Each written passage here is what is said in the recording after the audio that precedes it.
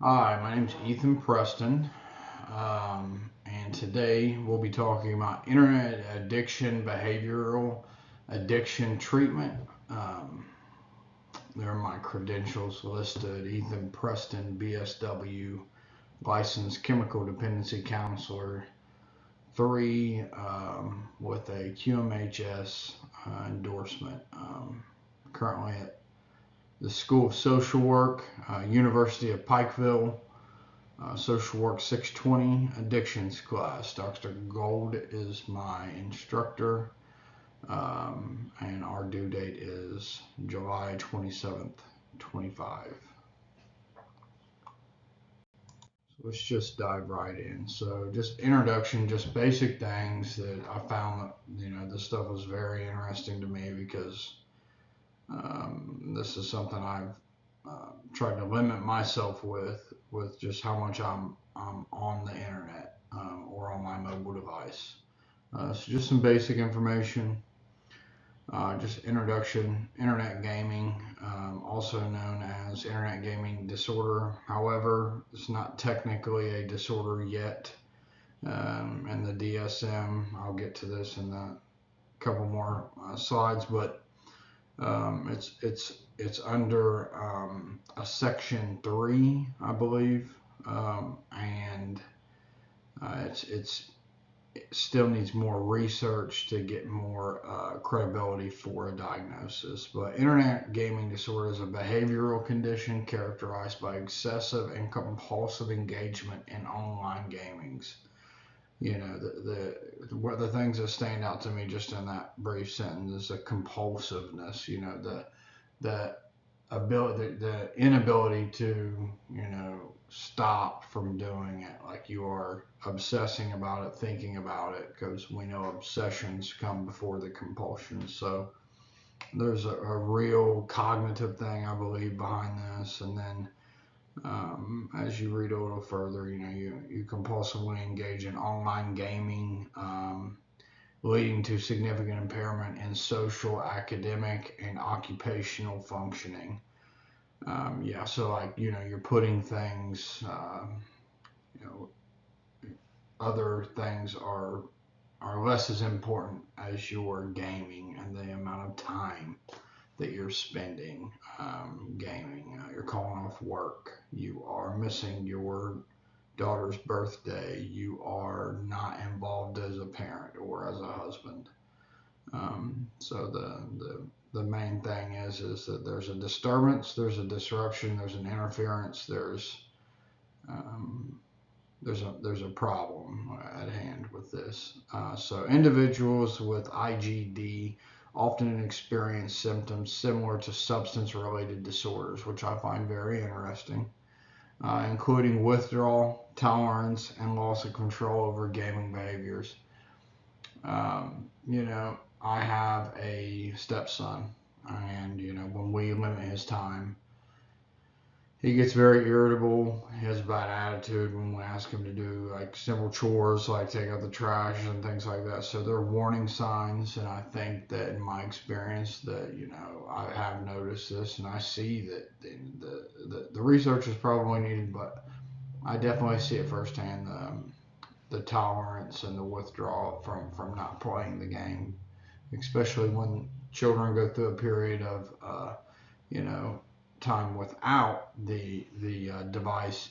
They start almost acting better. They're not, a little bit more nicer, a little bit less irritable, a little bit more involved with parent interaction, with outdoor activities. So let's keep reading into this introduction. It's very fascinating stuff.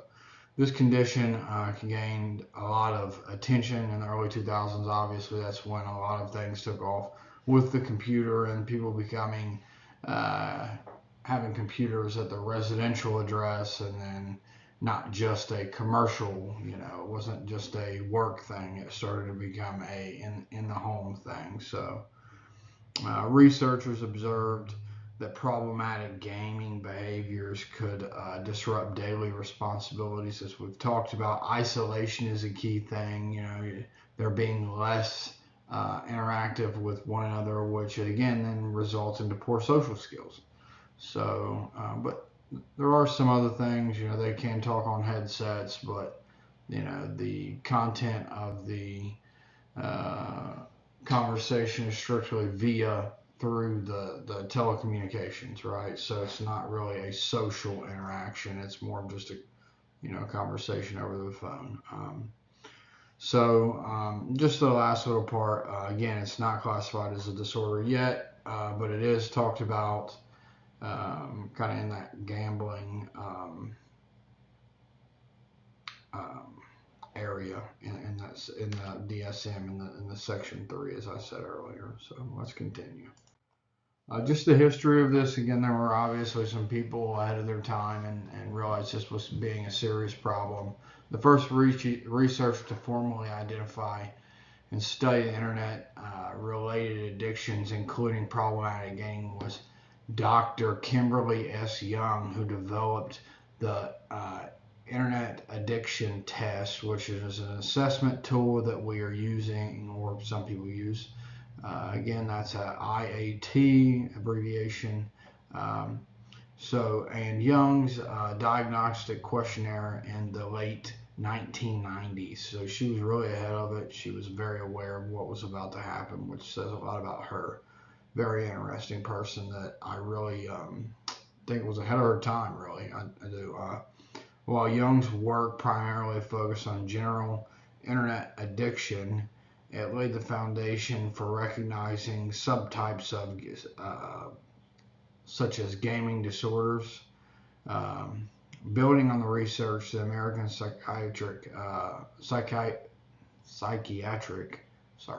Association, including game internet disorders in Section 3, as we talked about in the DSM-5, as a condition warranting further study. As I said, I do think it's on its way.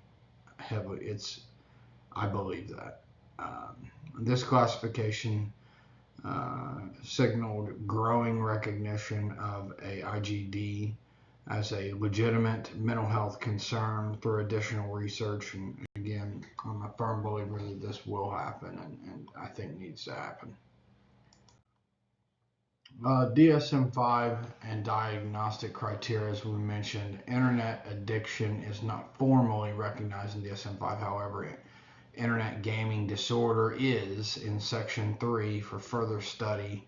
Researchers continue to debate broader diagnostic inclusion. So we have discussed that. The impact on the body and the mood.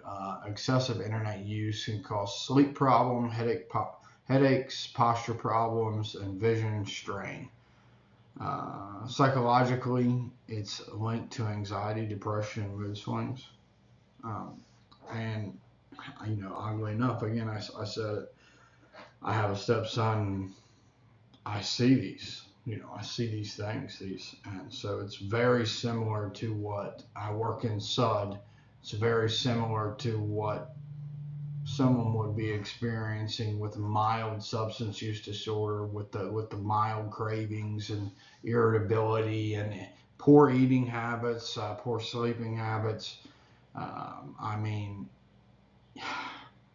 we really got to do some more research. I think that it really is impacting our youth, and we don't even realize it yet. And some, not even just youth, but some adults are still, using in excess. And I think that this is the same thing as someone who is eating unhealthy in excess. There's obviously some things that happen to the, and these are those warning signs. So I thought that was very interesting. Indicators and warning signs, key signs. Preoccupational with online activity, failed attempts to reduce use, inability when offline, neglect of responsibilities, and social withdrawal. We already talked about that. Just, that's the straightforward indicators. And I think that, yes, it's gaming, and I think it's not taken seriously enough, but these are real things. And I found the actual source here, the Caring Treatment Center, has a wonderful source. They have a website. We need to search all kinds of stuff, and very, very, very interesting stuff. Diversity and risk factor. Adolescents and young adults are at high risk for this. Obviously, gender trends to show that males are more often gaming addiction than females show in social media. Um, Socioeconomic status, culture, and co-occurring conditions affect risk and treatment needs. Obviously, someone who doesn't, they're at the lower end of that socioeconomic system. They probably can't afford a gaming system, so they're probably at their friend's house playing, or they're not.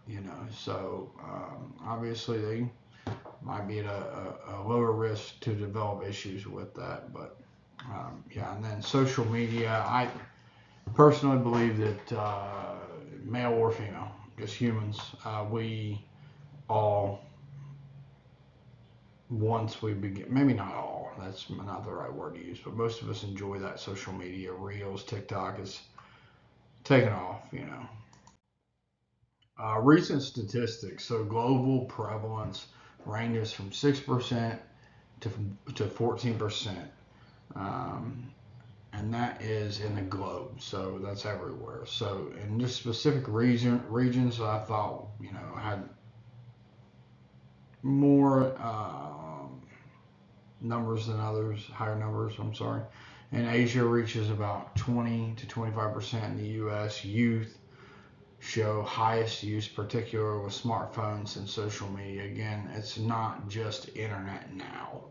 Now we've taken off. So I mean, the statistics and research is going. That's probably the reason why it's taken so long.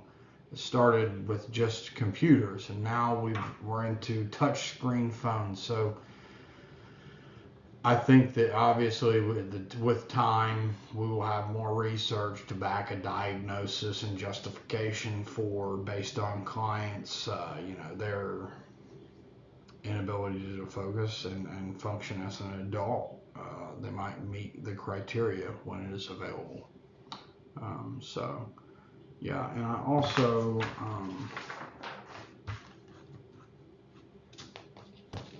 1 second.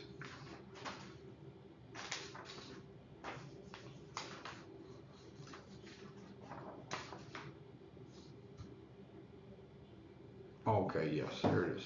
I used data from the care and treatment centers because they compile national and global statistics from multiple studies in a very accessible way, which is helpful for explaining trends in a general audience. I will be very honest that it took me a while to kind of learn how to navigate that page. But once I got on there and just started just digging in, I think that um, they're kind of in front of everyone else when it comes to the research.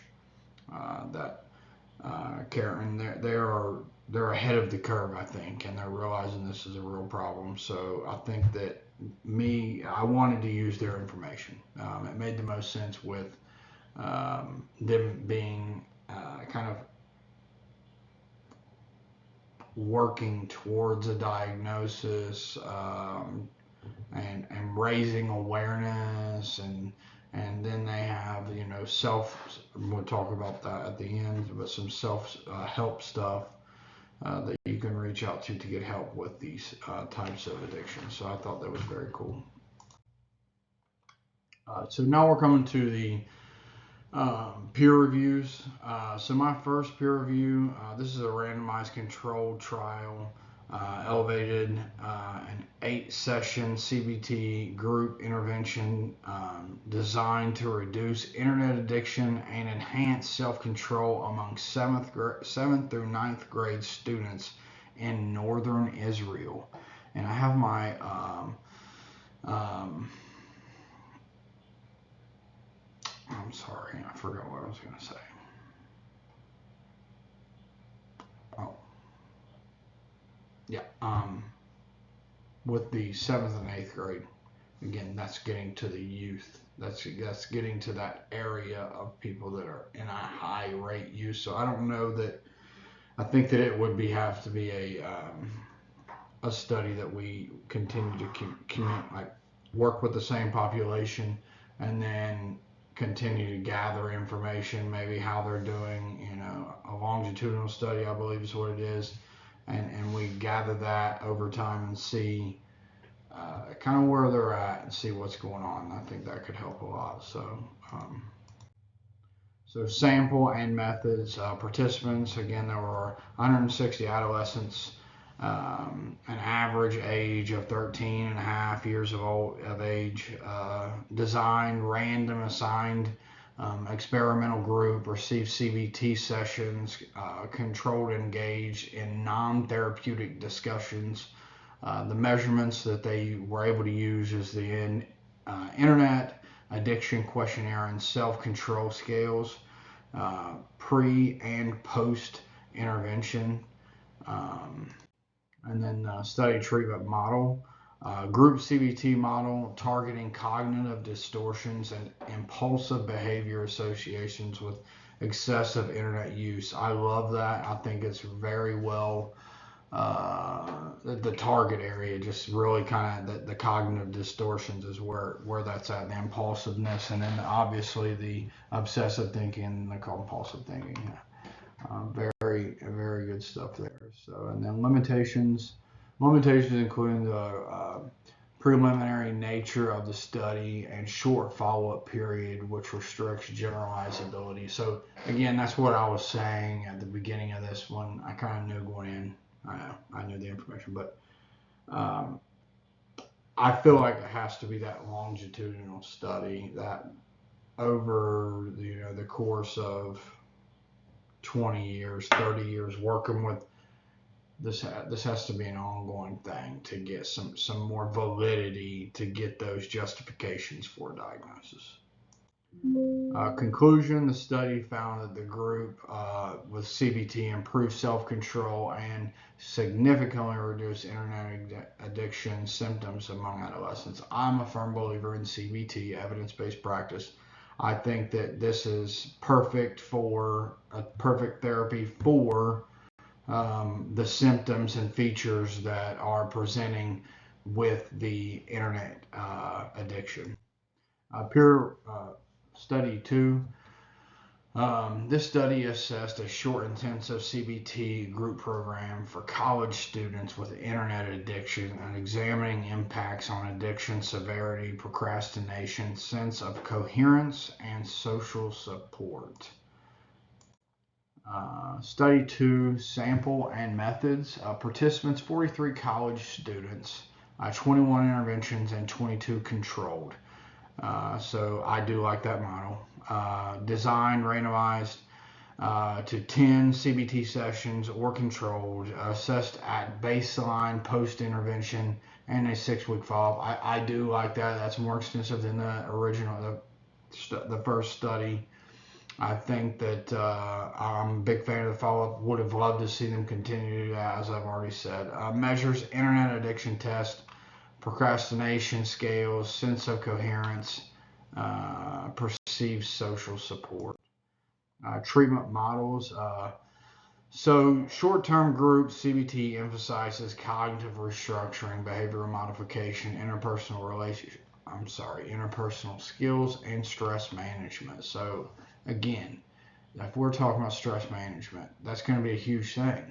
And dealing with someone who is experiencing withdrawals, irritability, food fluctuations, sleep fluctuations, stress management is huge. Interpersonal skills is huge. Restructuring behaviors. I mean, we got to find activities. If it's a youth, find healthy things for them to do. Coloring, teaching them to play a sport or an instrument. If it's a college student, as this one, maybe find a pro-social activity such as game night, or maybe you could have a movie night. You could do other things, alternatives, pro-social, maybe even exercise is what I would promote, or meditation, or something pro-social. Okay, so limitations include small sample size and timing of the intervention during session, which may affect our stress levels. So Yeah, that really does hurt things. The validity again. I think that we have to probably get more time to help with that. So, but also, I think it's both studies show a step in the right direction. Conclusion: the CBT intervention effectively reduced internet addiction severity, procrastination, while increasing a sense of coherence and social support, with benefits sustaining at follow-up. So again, that's just the same conclusion as the first one, guys. It's really we're show like it's just that's the other side. Yes, we need the longitudinal study, but it's also showing that we're seeing improvements in just such a short time. Imagine how much improvements we would see over a longer period of time of therapy and follow-up therapy and just continuing maintenance and there's not following back into the stages of change. I think could also be applied in this to where you start with the pre-contemplation, contemplation, relapse is obviously the last one, but staying in that maintenance stage, I think would be very important for all of these participants. Study 3, the randomized control trial examined an 8-session group CBT intervention for nursing students aimed at reducing internet addiction and improving mental health outcomes such as depression, anxiety, and stress. Love this one. Big fan of this one. They're targeting mental health symptoms and features. And I am a believer that these internet and or social media can cause depressive symptoms, anxiety, and stress. Um, so sample and methods. Participants 60 nursing students, which I thought was good. 30 would be in the CBT group and 30 would be in a control group. Design randomized pre-test, post-test design with 3-month follow-up using internet addiction and the DOS scale, and that is a depression, anxiety, stress scale, and it is it's used. We actually use it at our agency. I'm a big fan of it. It's a 42 questionnaire. And then also internet addiction test, depression, anxiety, and stress scale. Oh, I'm sorry, I already said that. So treatment model, group CBT combining cognitive restructuring, behavioral modification, and emotional regulation strategies tailored to nursing students. Again, it's each service plan, each goal followed by the objective and intervention should be targeted towards improving the behavior, restructuring and reframing the way that we're thinking and what we're saying to ourselves in our head and our actions and to others. I love that. Big fan of CBT. Limitations include convenience sample, potential expectancy bias, and short follow-up duration, limiting generalization ability. I said that wrong. I'm sorry. I'm not very good at doing this. However, again, I think there is always going to be some limits. I think that obviously, in a perfect world, we could follow up on this more. That short follow-up period, I think, really hurts things in all 3 of the studies. So I think having more of a longitudinal study would be more beneficial. And okay, so conclusion: the study demonstrated that group CBT significantly reduced internet addiction. It's the same thing. I put it for the same exact thing. Because after doing the research, it shows significant improvement every single time with the CBT group. I think that says a lot for CBT. I think that says a lot for clients who engage in CBT. I think that it starts with educating clients on that reframing technique. and that it starts first thing in the morning. Because when you wake up is when you start thinking and feeling. So that is key. So educating people on how to use CBT. When you go to get on your phone, reinforce the positive thoughts that, hey, I'm understanding that I have a negative problem here with the phone. A positive thought would be, let's go exercise because I know I feel better after I exercise, and I'm not feeling like sitting on my phone and going through reels and reels. Or maybe I'm more invested in the nursing field, or maybe there's just a whole different array of things. National treatment referrals. So I really, again, my resource with the Care and Treatment Center. Two great ones. Again, they're ahead of their curve. These are the two that I recommend: Restart Life, Washington State, Newport Academy, National Adolescent Treatment Centers addressing technology, oversue, and co-occurring mental health issues. Again, we've realized anxiety, depression, stress, withdrawal, irritability, sleeping habits, eating habits. We are talking about a mental health disorder. We just need more research. But luckily, while that is kind of in the works, we do have some outlets. So there's that. There are those. And here's my reference pages. I thought that this was a very fun